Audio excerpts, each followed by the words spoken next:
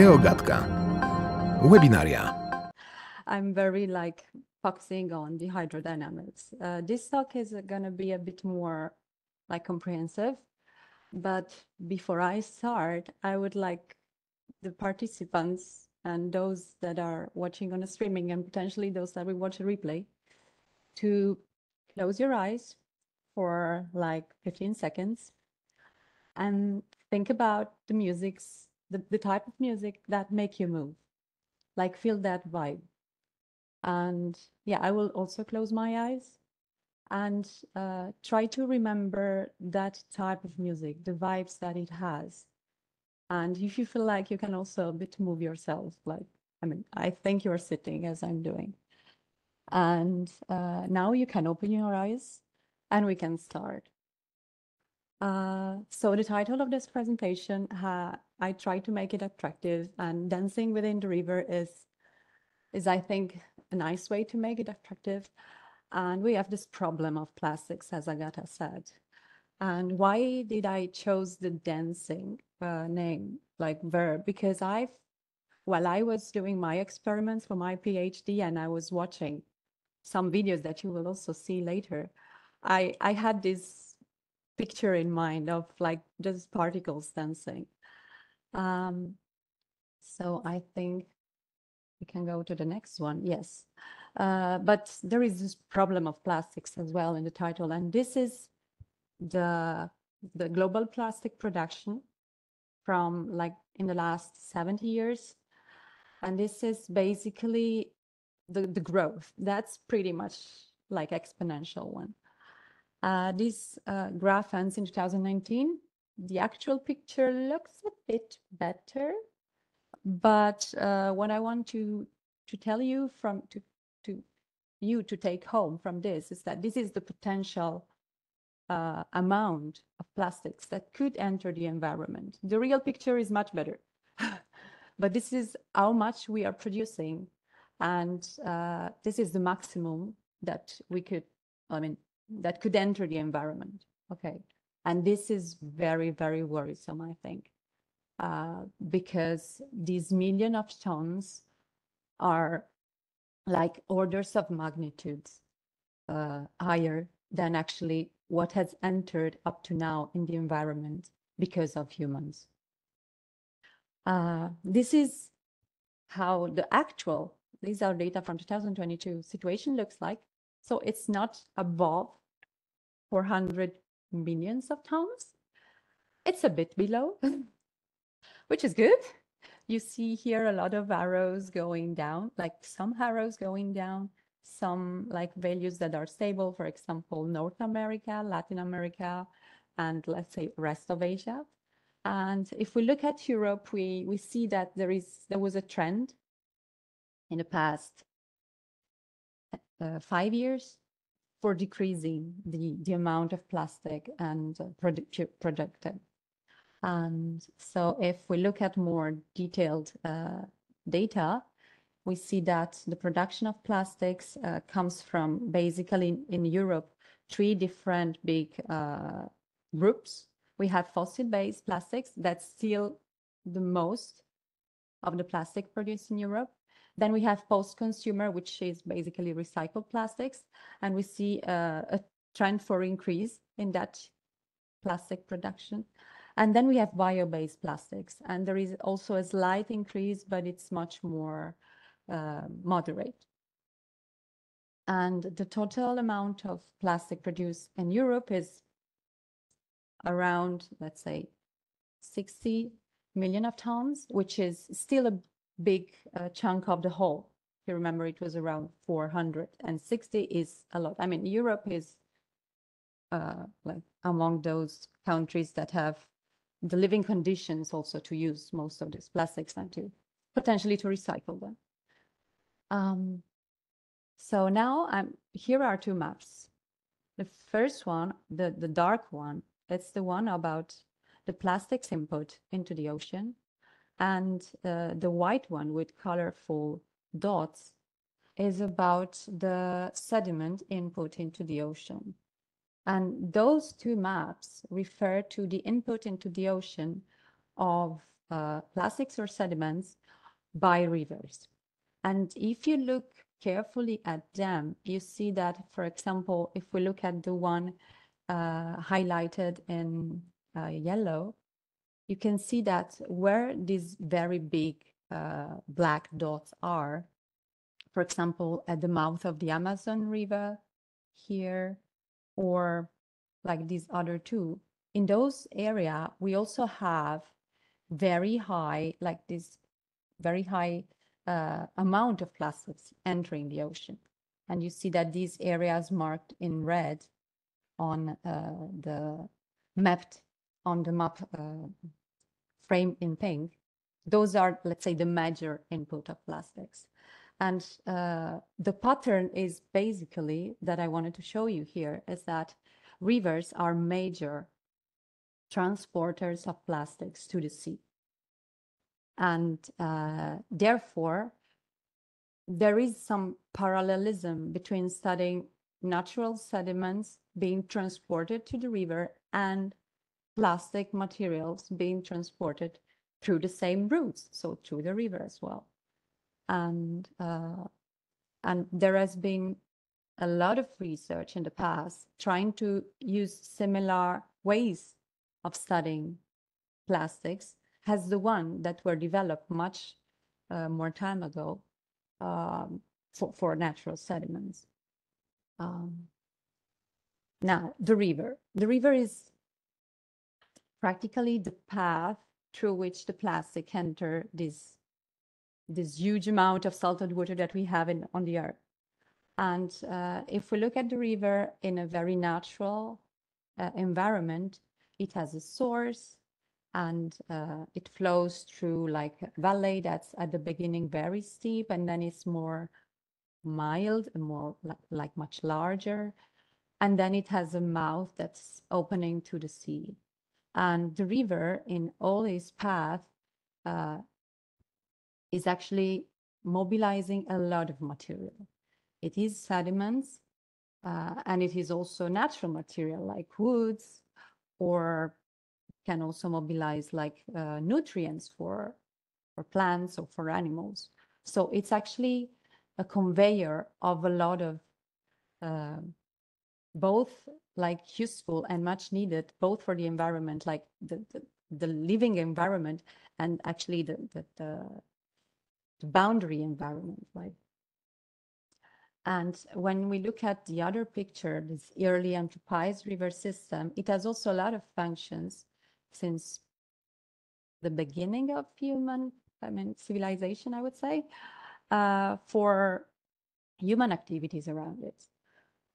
And it has supported human activities. We know that the most ancient and famous civilization developed along rivers because river was actually able to provide them with the right nutrients for growing crops, for example. So the fact that river transport matter is not new to humanity, and it shouldn't be like seen as something that's very hard to understand. We always knew that. And the transport that river, let's say, makes of sediment, I chose this video because I think it's very clear. It's not only kind of passive transport in that sediments move along the river, but it's kind of a feedback process.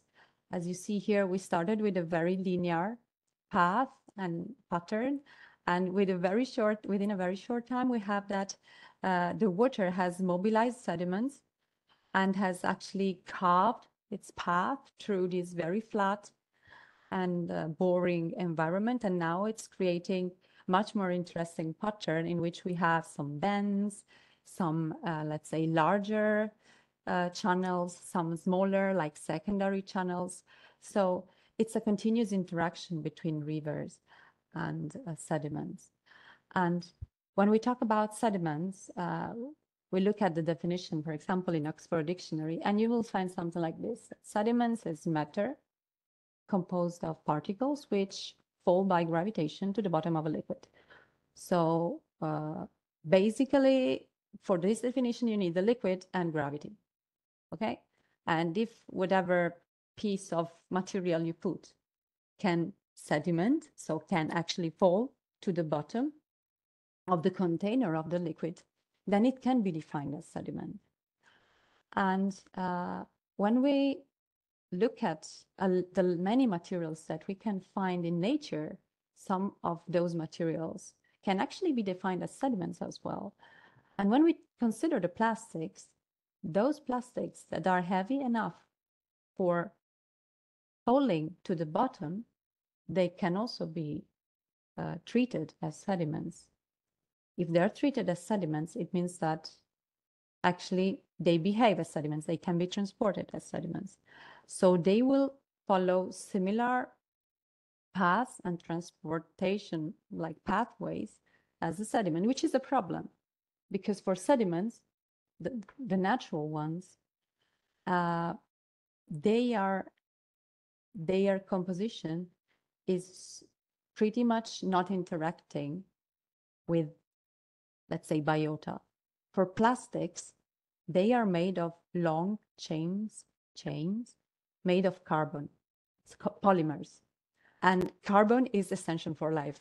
So that's why most of scientists are worried about it, basically. Because it's not minerals. It has something different that was artificially built, and we have no idea how it interacts with, let's say, to say the least, small bacteria. When I started looking into plastic transport, and when I wanted to study tackling this problem, this is more or less the type of papers that I was finding. You know that a researcher needs to read a lot, and you need to do your job and scroll papers. And when I was reading the titles, I'm going to read this for you. Basically, there were a lot of groups, and there were the groups of, we found plastics in this place and in another place or in another thing. And then there was another part of papers that were like, you are eating plastics, you're breathing plastics, plastics is somewhere in tissues of animals. Then there's a more, I would say, technical papers. They're focusing on the way that you quantify the amount of plastics, so you're counting plastics all wrong. Or another ones that instead of animals focusing, there was focusing on on plants. So just make plastics out of plants, it's fine. Or the other way is oh, well, we found plastics within this plant's part. So plants are taking up plastics. And then there were the modelers that are the ones that I'm really devoted to, that we figure it out with a model, which is we're going to talk slightly shortly about it later. And then there was the people that knew a lot of chemistry. So chemicals on plastics don't matter, or other side, chemicals on plastics matter. And there is everything and nothing. It's amazing. And then for those that were focusing on animals, when you feed fish really gigantic amounts of plastics, they are not happy. And because these are the type of tests that you need to carry on to assess toxicological effects. And usually the amounts of toxins that you need to reach in order to see a kind of reaction, since you need to see it in a very short time, are very high. And then there is this other another one about plastic. We found plastics in this whale or in this mammal. And then plastic keeps getting smaller. And from all of this, I was interested to study the transport of plastics. And there is not a lot about how it moves. And I was a bit sad about that. Oh, I need to start from scratch. I don't really want it. But that actually is when you can be really creative. So, and it's actually the real reason why we are seeing it everywhere, when it's so ubiquitous, everywhere at the same time. And usually when you start your PhD, it's you are told, find a research gap and fill it. And here I hope that my research comes in handy in trying to like at least reduce the amount of uncertainty. So what did I do? I needed to have some way to simplify the problem. And we can do it with a model. And a model is basically a very simplified version of reality. And as George Box said, all models are wrong, but some are useful. And I hope that these set of models that I put together are going to be somehow useful. So here you see the colorful picture on the left is basically my model. So we have a bed of plastics, and we have the flow coming, and you have that plastics move because of the flow. And on the right, you see the video that's animated, and maybe you understand why I was like thinking about like these dancing particles. And this is my data. This is the data that I am like working on. So you're watching real scientific data, let's say.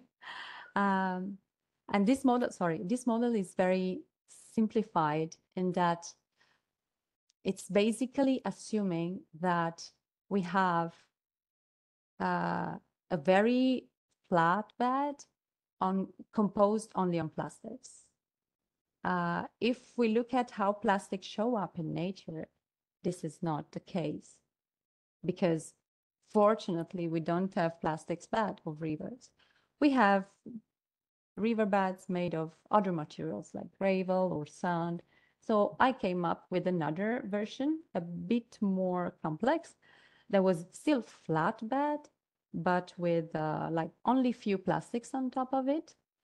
And since I wanted to understand the moment when they were starting moving, this is why they are not moving that much in this video.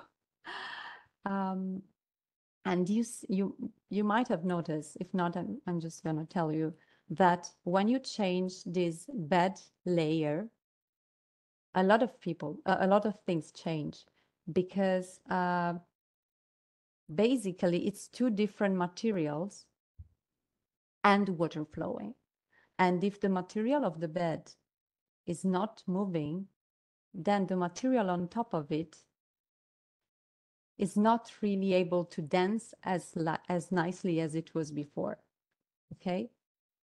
From this second, let's say, degree of complexity, I then passed to a third one that's considering something that's really similar to a riverbed. So the presence of dunes. And then I was like having these very nice experiments with like a lot of very colorful plastics moving on dunes. And this is all to try to figure out what's the real difference between having like plastics moving on plastics and plastics are moving on something else, as we happen to have in our like environment. I have no results yet, so please stay tuned. But I'm going towards that direction.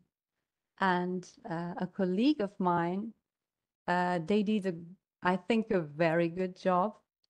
And they wanted to study the interaction of plastics and natural sediments.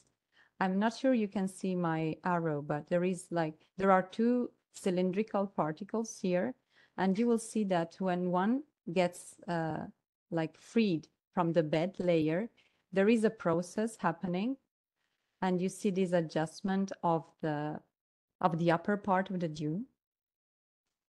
And this is actually something that would not definitely happen in nature. Like only with sand or gravel, this process does not happen. So the presence of this lighter material that's much more mobile, it's actually affecting the way the bed forms. So the dunes move, and it's affecting it to an extent that it could be that their shape is different. according to the amount of plastics that we have in the bed. And this is pretty much important because dunes are like naturally occurring in all rivers, and they are also helping the formation of habitat and ecosystems. So if something with their shape is changing, that we have like kind of a propagation of effects on the, let's say, at least on the local level. Then going back to just talk about plastics. Plastics are colorful, you know, and they are also very versatile, and we have a very big amount of differences in plastic composition and polymer composition and additives and so on. So the hard time that researchers are having now is that because of all this diversity, it's very hard actually to have general conclusions. And as you have seen before from the sources like this fossil-based, recycle-based, and bio-based, we have many possible sources, many possible polymers. We have many possible applications as well. So if you look around you now, I think it's very hard to identify one single object that doesn't contain plastics, which is not bad at all because it allowed us to like progress, but it has its downsides. We can see plastics in many possible forms and declinations. Here is a picture that I really like from a Twitter account. And Tracy Williams also wrote a book. And if you are a bit curious, I really suggest you to give it a try. It's amazing. I have it read over summer. And also you have that because of this whole diversity, you have many possible consequences. Here is a plastic cup that has been, let's say, left into seawater for some time. And as you see, it's like totally covered with some biofilm. And so this is one of the possible ways that plastics gets somehow interacting with the environment and with biota. And this thing doesn't happen to this extent and in this time scale for natural sediments. It takes much longer. So going back to densing, we said that sediments are defined because they need gravity and some liquid. Okay. And sediments at, let's say, this is a schema of a sediment of one particle that's resting in still water at the bed of some, I don't know, lake. We can assume it's a lake. And we have gravity acting on it. We have the weight of the water column on top of it acting as, and it's like its specific weight. And then we have some buoyancy due to its characteristics, its density, that's the weight per unit volume of that particular material. And because we have a vertical force, a vertical component of the force, we also have a friction component that's tangential. So it's like parallel to the mean surface where it's like resting. When we have a flowing water, so when water moves around this particle, the story changes a bit because the water gives rise to another two forces that are called drag and lift. In this case, I'm talking about water, but it can be any fluid. So in this case, it's sediment particle. It can be any rigid body, but okay.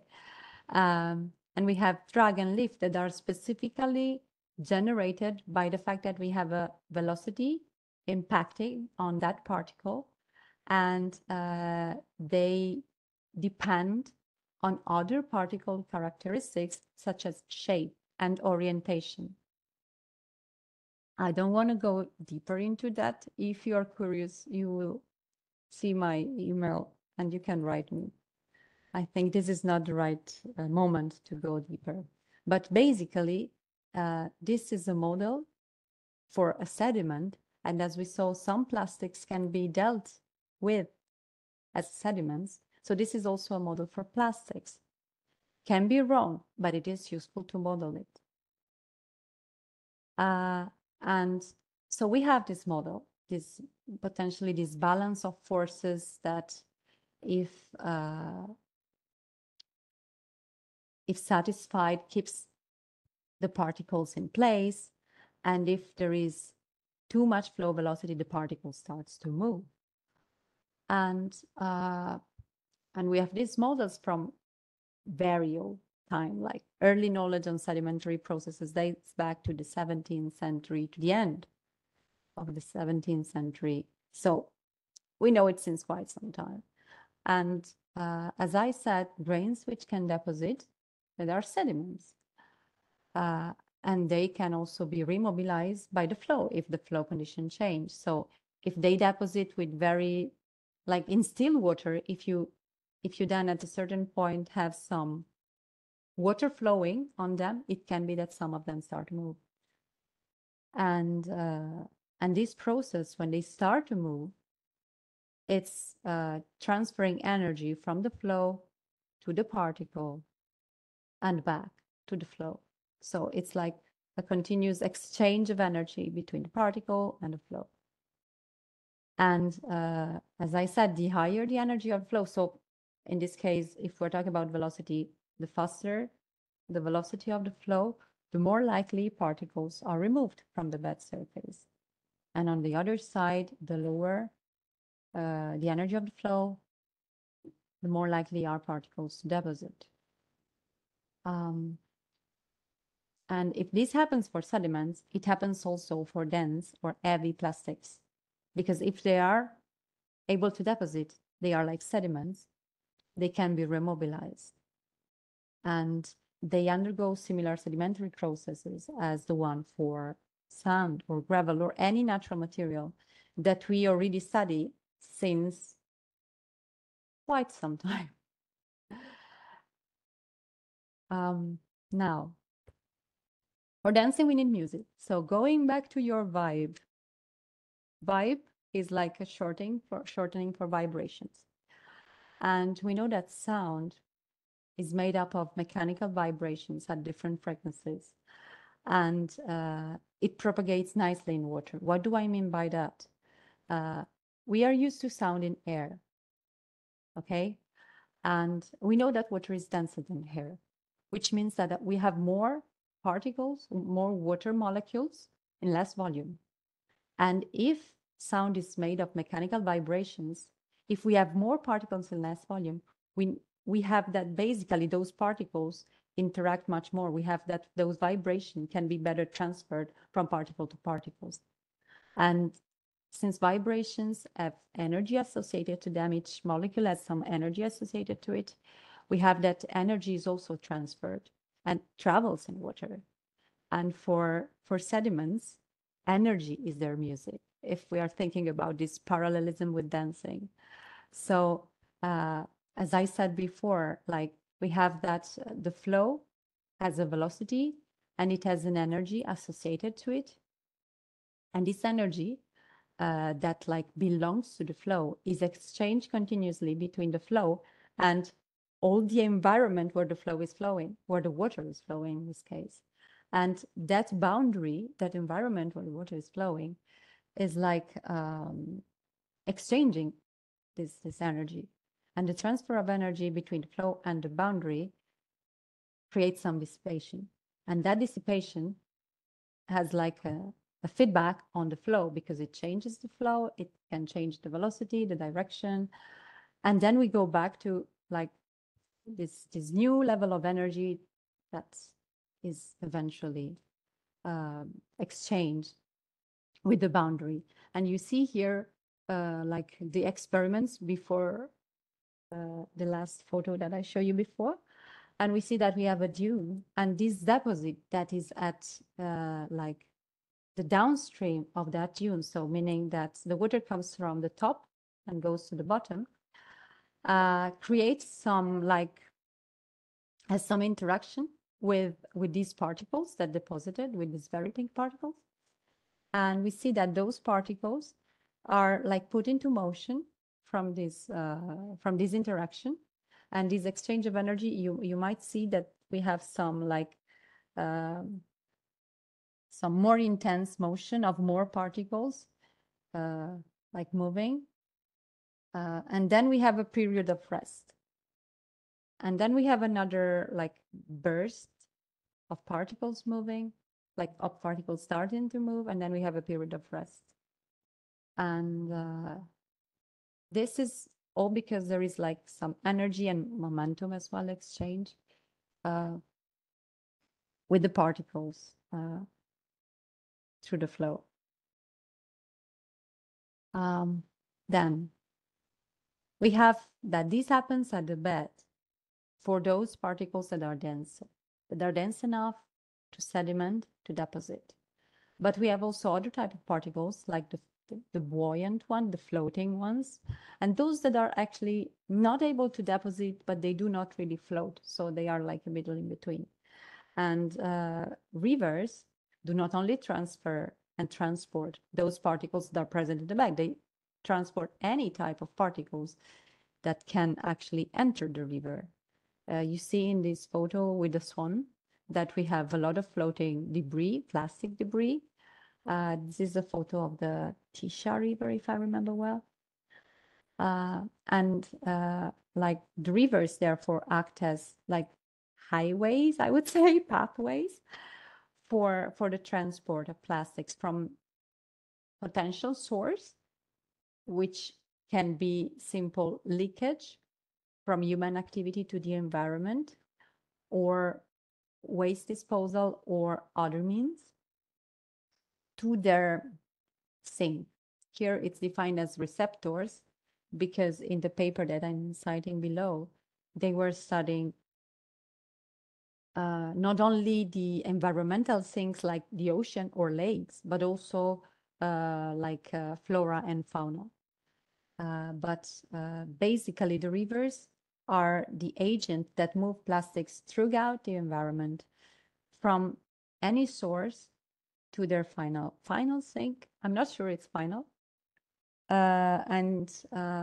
Because plastics are like durable. They were designed to be durable. And even if they were designed to be durable, with the time and a lot of interactions between them and environmental agents like UV radiation, we have the presence of salt, or physical stress like abrasion because of collisions between natural sediments and plastic, they are durable, but they get smaller and smaller. And this happens the same for sediments, through different processes, but also sediments in their path throughout the river, they get smaller. So if it holds for sediment, it holds as well for plastics through different processes. The weathering is different, but the size of the plastics that you find at the sea from the same source might be much smaller than the one that you would find very close to the source. And these fragmentation and let's say fining, while by fining I mean becoming finer of the size, brings about a lot of problems because, as I said, polymers are basically chains of carbon and hydrogen, and they can be very much interacting with whatever processes entails life, which means that the smaller you find these polymers, the more easy they can enter into the food web. And once they enter into the food web, they become available for, let's say, the species higher on this network So for example, carnivores will probably accumulate much more than herbivores because they feed on like animals that have actually fed on plastics, let's say. I don't want to scare you. There is a lot of research to be done. It's not so terrible, but it's, I think, good to know that this fragmentation to the very small pieces, it creates, like it increases the bioavailability, as Agatha was telling at the beginning. And it can be, that's very, very problematic. And it needs to be researched roughly, to be understood and to be potentially mitigated. And I was talking about fining in the sense that becoming smaller and smaller. And this is like a general framing of plastic pollution by size. We have this big, let's say, groups of plastic pollution. So we have microplastics that are the one that you can really practically hold in your hands, microplastics, and nanoplastics. New classifications have been proposed. We will see maybe in 10 years, we need to change this. But this is like how it's being framed now in research. Like there are 3 categories and there is specific knowledge to be developed in the different categories. I am dealing more with the microplastics domain. I don't know much about nanoplastics. And macroplastics domain, as you see here, we have a bottle. It's like yet another topic, and a colleague of mine here in the Institute is dealing with that. I told you not to be scared because actually 9 days ago, we had this agreement after 2 years of work towards that by the United Nations Environment Program. And we have a 0 draft on the international legally binding instrument on plastic pollution, including in the marine environment. And basically, this is work in progress. This is the first milestone of a series to try to reduce the diversity that I was telling you about in order to be able to better focus, let's say, knowledge and action on single type of plastic polymers to try to mitigate their effects. And with this is the references. So if you want to take a note or a screenshot, I think with this, I'm going to close this talk. I would like to thank you so much for being here. Projekt GEOGADKA – Geofizyka dla każdego jest współfinansowany ze środków Ministerstwa Edukacji i Nauki w ramach programu Społeczna Odpowiedzialność Nauki.